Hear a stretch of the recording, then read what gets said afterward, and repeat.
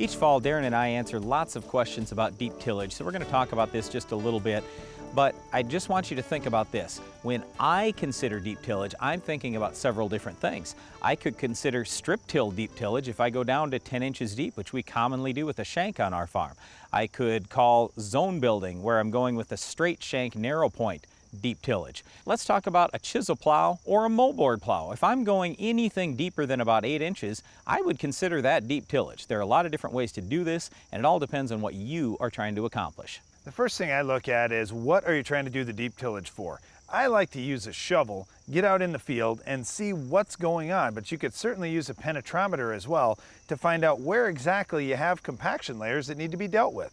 Let's say your compaction layer is at 6 inches, well, deep tillage for you may be 8 inches. But if you've got a compacted layer that's down at 10 inches, you may have to run 12. So you've got to define exactly where that compaction issue is and determine what your goals are with the tillage pass. Okay, let's say my goal is not to remove compaction or reduce compaction, which I could certainly do with, let's say, a zone builder, straight shank, narrow point. But let's say my goal is, you know what, I've been no-tilling or I've been strip tilling and I've done everything fertilizer-wise super shallow for a long time. I did some soil tests every 3 inches down and I realized all my fertility's in the top 3 inches. That's a problem. I want to mix my soil around. Okay, then what are you going to pick? That's where some guys go back to the old moldboard plow or a deep ripper. There are a lot of different ways to handle that.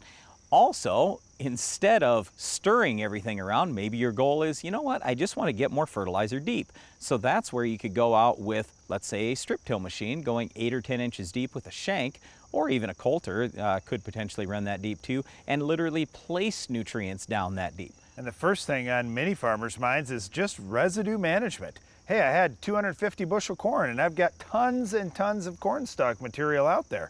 If you need to do some chopping and cutting of that residue, then you may use a heavy disc, you may use a coulter machine, something to chop things up in a plan where you're going to make multiple passes through the field. Yeah, and part of that multiple pass then is burying a bunch of that residue, where again I go back to the moldboard plow or potentially the deep ripper.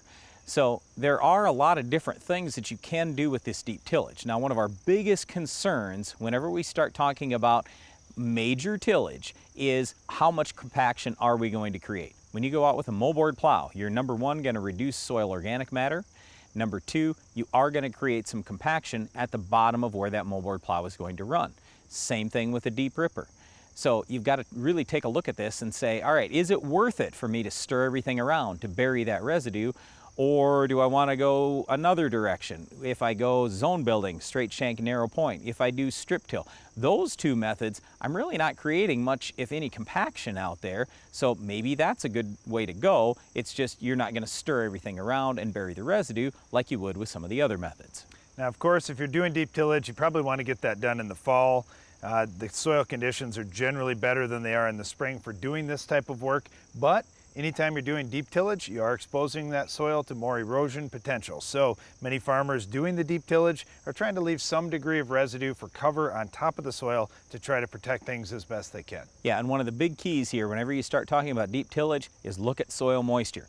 If you've got wet soil, that's a big problem. Now you're much more likely to create compaction and cause problems for many years down the road.